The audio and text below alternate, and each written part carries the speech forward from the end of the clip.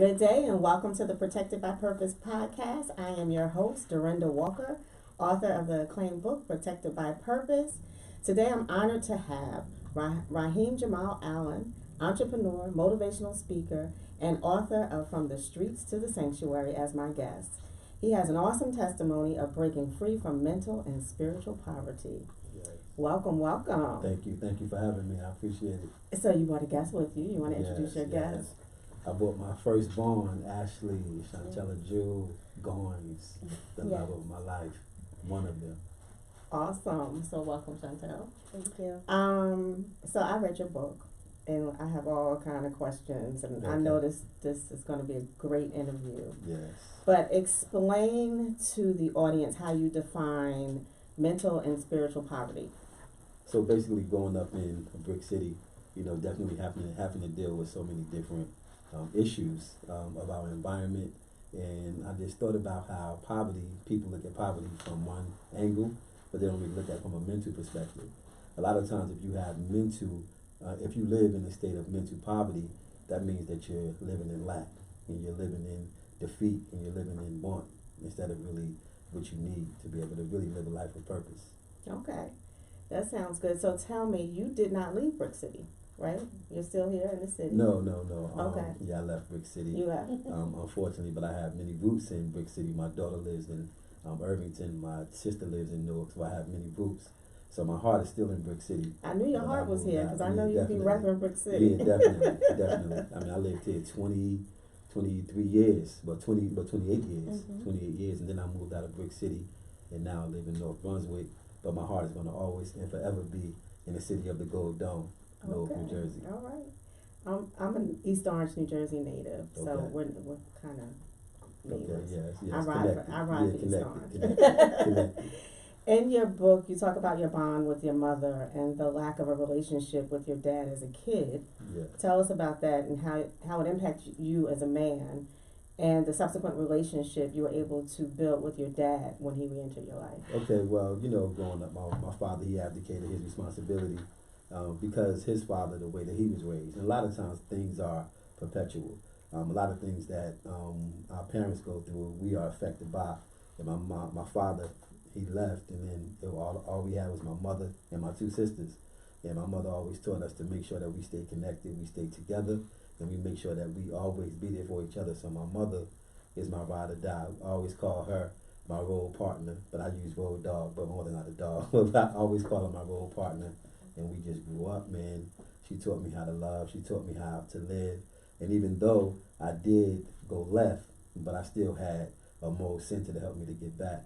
And then when I met my father at 23 years old, that's when he gave me a book, When God Whispers Your Name. And when he gave me that book, I read it, and it really changed my life. So even though my father wasn't there for the beginning part of my life, he definitely helped me in my spiritual journey. And it sounds like those experiences helped your dad to be a good dad because you guys seem like you have a really tight bond. So explain the relationship that you have with your dad. So my dad is my best friend. Sometimes my husband kind of looks at it like, y'all are too close. But I believe even with my dad, the absence of my grandfather, my dad was always a great dad. From the time I can remember, even when he had his days when he was still trying to figure out where he was going to be spiritually, he made sure that me and my brother were taken care of. He made sure that if he had to if it was his weekend to have us, we were right there on the bus with him because that was his weekend. If he had to work, we were right there next by his side.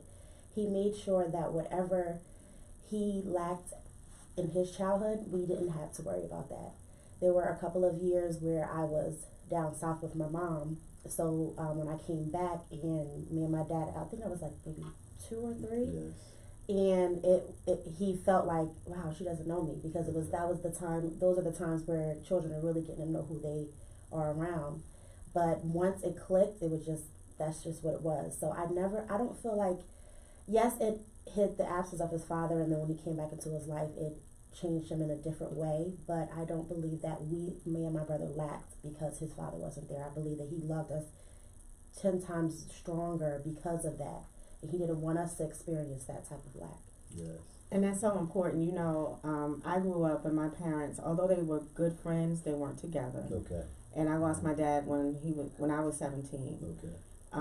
My mom died in 2013, but you know, ever since I knew that I wanted to have children, I vowed that I would be the best parent that I could be. Amen. To try to make up for the parents that in the nurturing that I didn't have. They loved me. Exactly. So how do you think how you grew up impacted your values as a dad? The hole that I felt, like, you know, I had a black hole in my heart, you know, and even a lot of things that fathers do, like I did for my children, I was very hard on them, big time. And my father, I didn't have that male presence. So being that I didn't have that male presence, even though I had the love of my mother, I didn't have that discipline. I didn't have that corrective voice or that corrective hand.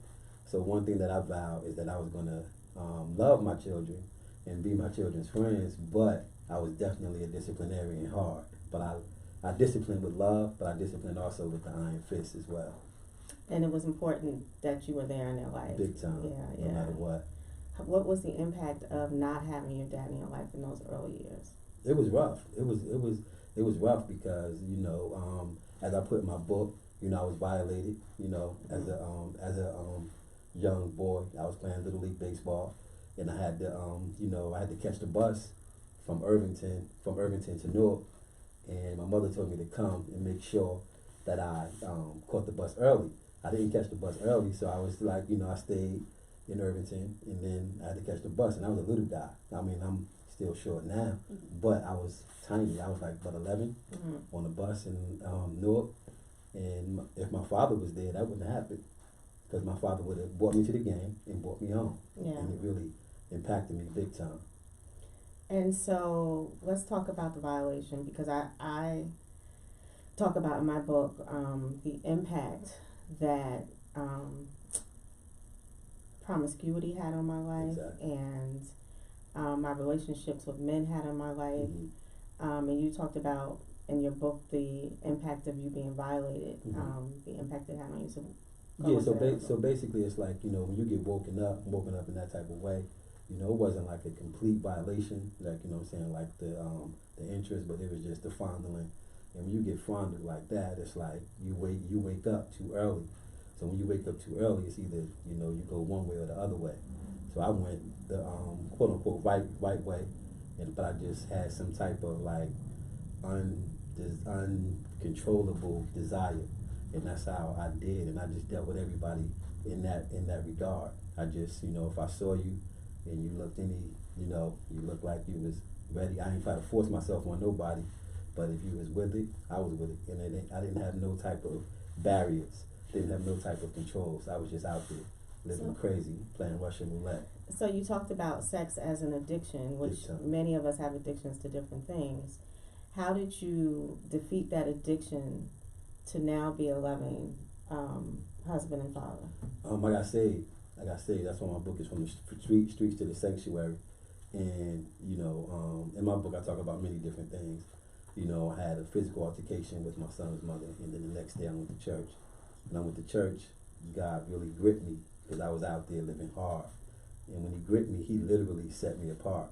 And he took that desire that I had and took it from me.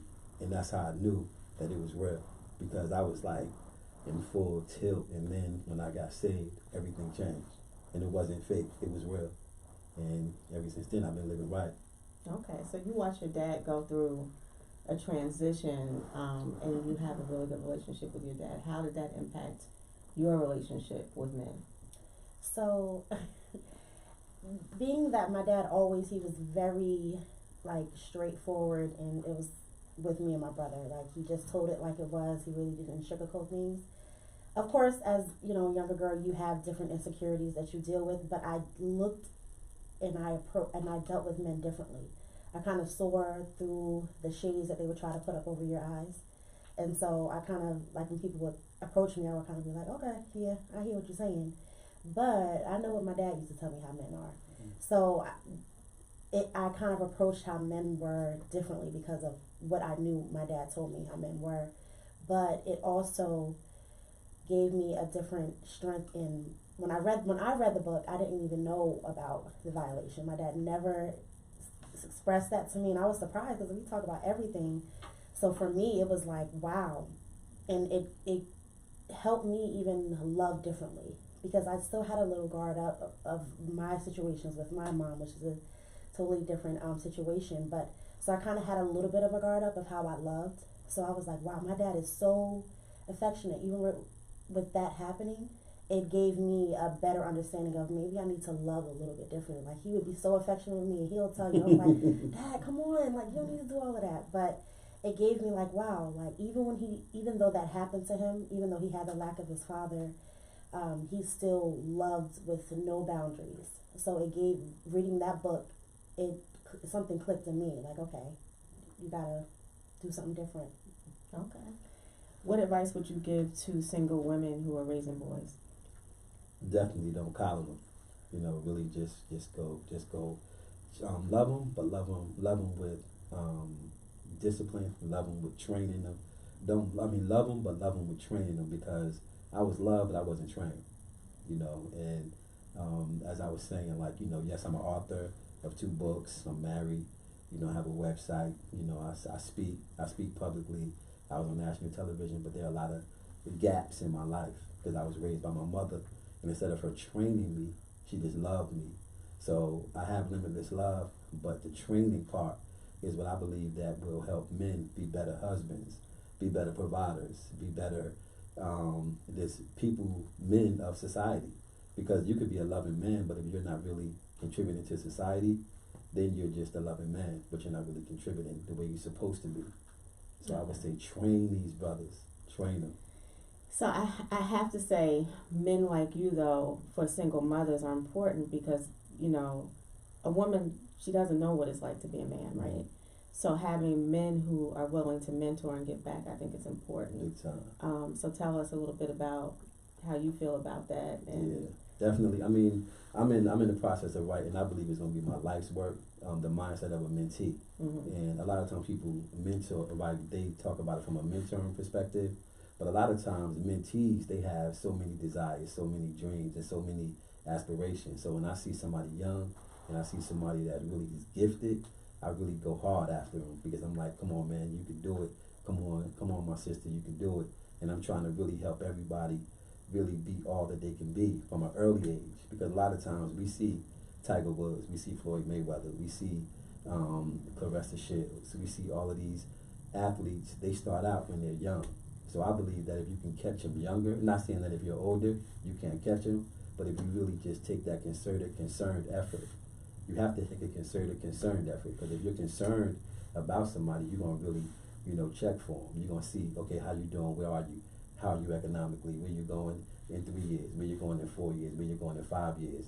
My children, I used to always tell them, and it was kind of rough because I was telling them my daughter's a singer and she's a writer as well.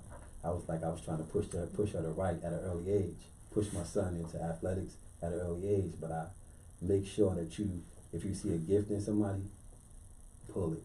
Because if you pull it, they'll definitely make it happen early. Okay, singer, writer. So, what inspired you to write? Because obviously your dad's a writer. Mm-hmm. Did you get that from him, or is it just something you were passionate about? I believe it was an outlet for me. So in situations where even though me and my dad were close, there were still some secret things that I just didn't feel like I didn't know how to express it verbally, or just didn't really know how to express myself. So I just would put it on paper. It can be like little hidden messages, and as I've gotten older, I've expressed some things of maybe what it could have been. But that was just my outlet of how I can get off some of kind of the anger that I had, that I used to harbor.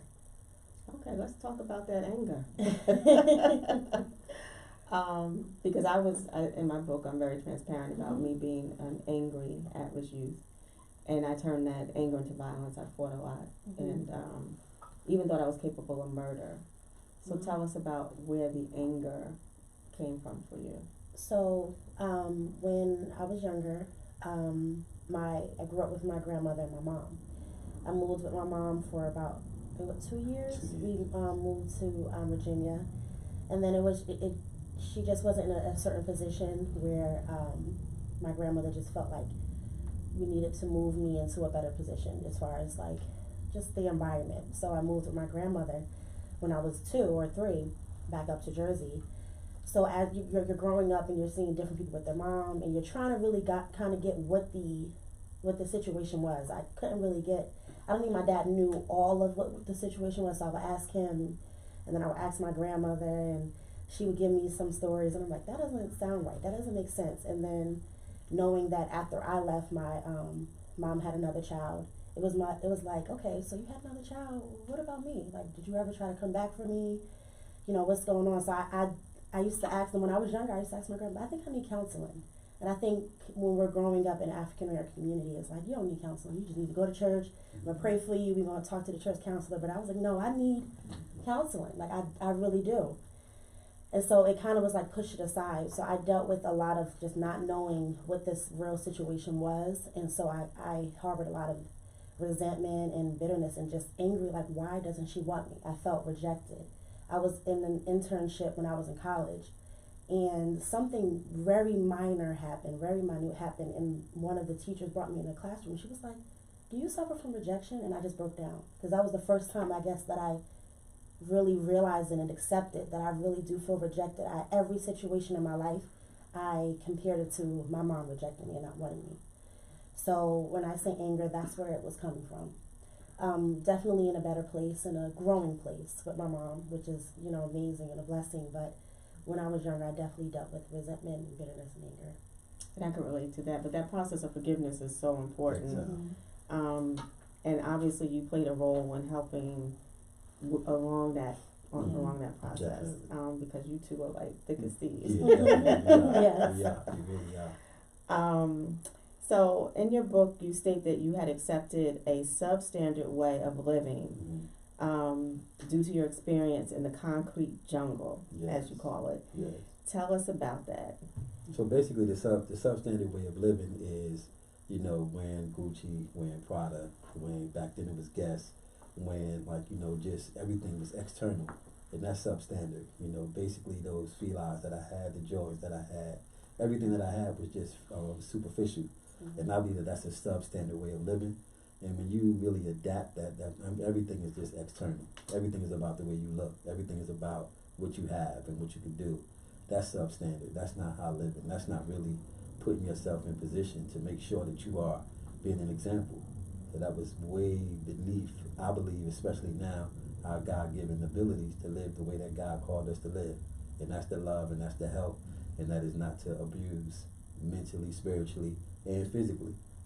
Okay. And that's how I was living. So I'm a multicultural marketer by trade, so I read a lot of research, and BET put out the Black Book. And one of the research findings was that I believe it's about 38%, but don't quote me, of Black men admit that they judge others by the way they look. Exactly. Where do you think that comes from in our society, particularly for Black men, and what does it do to the psyche of Black men for some of them to focus more on the outward appearance versus the inward values? They don't want to deal with that pain that's inside.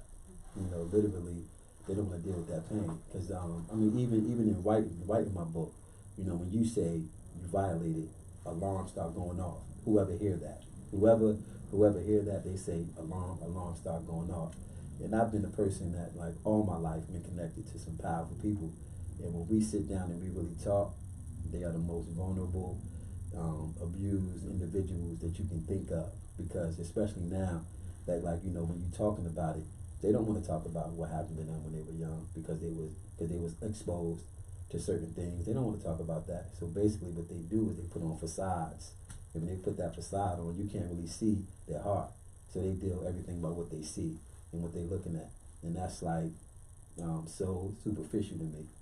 It's all about, what's in your heart. That's why when I chose to get married, I didn't really, quote unquote, look at somebody from a physical perspective. Even though my wife is beautiful, but she's not on it like that.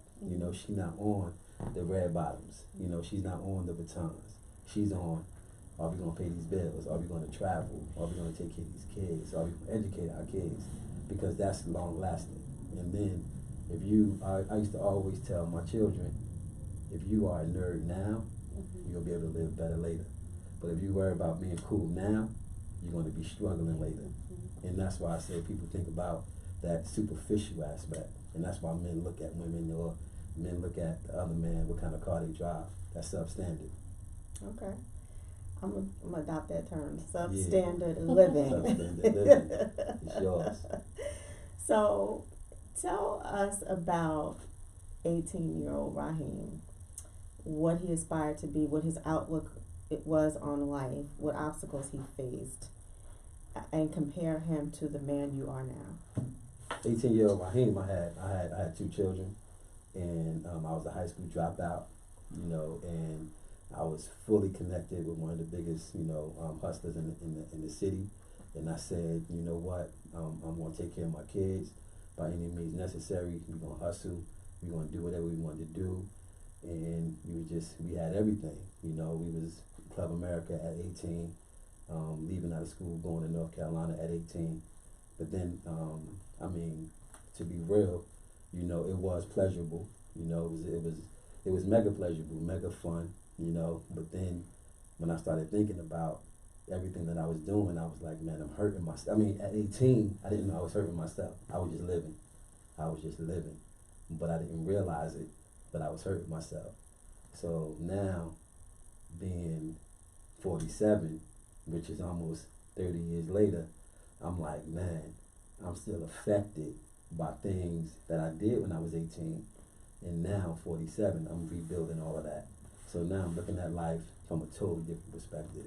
Now I'm thinking about, me being able to pay for a Disney cruise for my wife, my 2 children, my daughter, her husband, her 2 children, my son, his wife, and their baby, and they don't have to pay for anything. I want to do that right now to create everlasting memories, because now my middle daughter, we went to Disney. I never took my children to Disney because I didn't have it like that. But now I want to be able to give them, because I always told my children that we were going to get a house, I'm going to get a movie theater, and they're going to have their chairs with their names on it. And what do I say today? I always say I got promises to fulfill. So that's how I look at it. Like now, even though my children are 30 and 28, I still look at them as my babies. Back then, I thought about supporting them on drugs. Now I have a career. Now I'm writing. Now I'm on your show. And I've been protected by purpose. All right. And that's been a blessing. Let's talk about money, because y'all know I'm passionate about African Americans in particular, and particularly having not just money and material things, but wealth and leaving a legacy. And it sounds like you learned a lot about money, because when you're in the street, that mindset is easy come, easy go. It creates very bad financial habits if you're fortunate enough to get out the street, because you're used to fast money. So tell me about that journey and what you learned about having a wealth mindset mentality. See, the interesting part is, and that's why I say in the very beginning, you got to be able to look at it from a wealth mindset. Now, some people can look at me, right, and they can say that I'm there. I'm not there. I have a mindset to be there, but that's why what I said, I'm still affected by things that happened when I was 18. Now, I write about wealth, and I do, like, right now, this is, I'm not trying to name drop, but this is the Tommy Hilfiger jacket, Brooks Brother glasses, right? Khakis, Joseph A. Banks shirt, right? All of this is from a thrift shop. So the outfit costs like $15. Except in the glasses, the favor of God follows me. My optometrist was like, you can have those glasses for free. So it may look like I got, money, but I'm on my way to that. That's why I wrote that book, How to Achieve Your Goals and Demolish Your Deadlines. Because I know that eventually I'm going to get to that place where I'm able to do that. So I'm learning that you have to flip-flop it. And there's a lot of things you have to learn economically, because when you're in the street, as you said, it's coming easy. We made so much money at 16, 17 that I was surprised and I was shocked how fast it came. But how fast it came and went. So I'm thinking still at 35, 36, 37, any dream I drop, it's gonna happen, and it don't. So it's kind of challenging. So I'm trying to get to that place where my wealth is manifesting in the natural. And now it's inside, but it's coming out eventually. Okay. So tell me, what have you learned about having a wealth mindset from your dad? So my dad used to always say, you gotta make sure your credit is right. I promise you, if you make sure your credit is good, you'll be able to sign your name and do anything. And so of course, younger, you listen, but it's going out, you're going in one ear, out the other. So when you're in college, you're like, oh, I'm gonna get all these credit cards, and so now I just turned 30, and I'm learning now of the importance of, my dad always says, to build a legacy that you can pass down to your children. So me and my husband are working on things so that we're not just creating wealth for us right now, but creating wealth for our grandchildren. So we're looking into investments, like we're paying rent in Irvington where we could have a house. So we're working on our credit to make sure that we're in a place where we can buy a home that we can pass down to our children. We're also creating our own businesses so that we're not working for someone else for the rest of our lives. So we're working on becoming entrepreneurs. And I'm learning how to, my dad he's a reader. He's always reading. And to be very honest, I don't like reading, but I'm learning to read more. It's important because I realize that it's helping with my writing, it's helping with my speaking, and it's just giving me a different knowledge that you may not get from your cousin, your aunt, your dad, or anyone, your pastor. It's just giving you a different outlook on things. I just brought a book about creating your own kingdom wealth and being the kingdom wealth. Because if you have the wealth and know how to create it, then you're always going to be wealthy. So I'm just learning how to pull on the resources that I know are available to me. That's awesome. That is awesome. Yeah. I want to ask you one last question. What would you say is a life lesson that you would share with your children that you learned from your dad? To listen. A lot of, parents always say, you're gonna remember what I said long down the line, but if you listen and really, not just listen, but really absorb all the information that they're telling you, it's really for your growth. One thing that my dad used to always say, even about my husband, is that he's a very amazing guy. He's very intelligent, but he just needs to listen and he'll go far. And I learned that about me with the things that my dad would say to me. If I would have listened and actually applied those values that he was trying to instill in me before I was even in college, before I was even in high school, I believe that I would be in a different place. I believe that I would be a homeowner right now. And I do believe that youth is a little bit on our side. Not saying that when you're older you can't, but I'm just now trying to really absorb all of the information that he gave me. But I would say, if you just listen to if my children would listen to me and allow my experiences to be something that is a life lesson for them, they won't have to go through all of the different hurdles that I'm going through. Okay. That's awesome. I love that. That is awesome. So I have two last questions for you. Okay. I guess this would be for both of you. Where can we follow you, and what's next? Okay. You can follow me on my website. Well, you can go to my website, lifetransform.info, and you can follow me at Rahiem Allen 72, Ra Allen 72 on Instagram, and on Facebook it's Rahiem Allen as well. Okay. And me and my husband are working on an enterprise. It's going to be different things that's going to branch out of it, but it's called Golden Moments. And we're just going to be more so doing tutoring, mentoring. I have a candy bar business that I'm truly trying to get up off the ground. So right now it's called Candy Sweet. So I do have an Instagram and a Facebook page for Candy Sweet, and my Facebook is Ashley Goins, and you can also follow us at Golden Moments on Facebook and Instagram. Okay, awesome. So Rahiem, based on your journey of life, what are 3 life lessons that you would want to share with the audience? I would want to share patience. Patience. You have to be patient in pursuing your purpose. And if you're patient in pursuing your purpose, it's definitely going to come to pass. And the second one is just be, what word can I say? Be transparent, because transparency leads to liberation. And when you're liberated, then you can transform. And the third one is to make sure that you are passionately pursuing your purpose. Because if you're passionately pursuing your purpose, nothing is going to get in your way, and you're going to make it eventually. And that's why you have to have the patience, and you have to be transparent with where you are. Because if you're transparent where you are, you're definitely going to get to your purpose. This is awesome. So what I took in from this conversation is that your dad is a great leader because he has all of the qualities of leadership. So for me, leadership is first and foremost having integrity, right?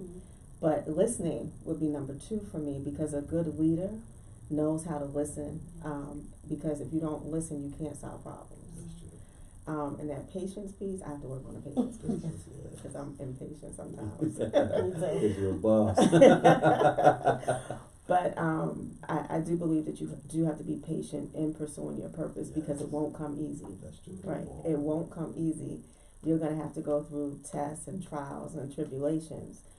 But when God puts the vision in your head, right, you have to pursue it with fortitude. Yes. And when you get to that other side, it's going to be so much bigger than what you could have ever imagined.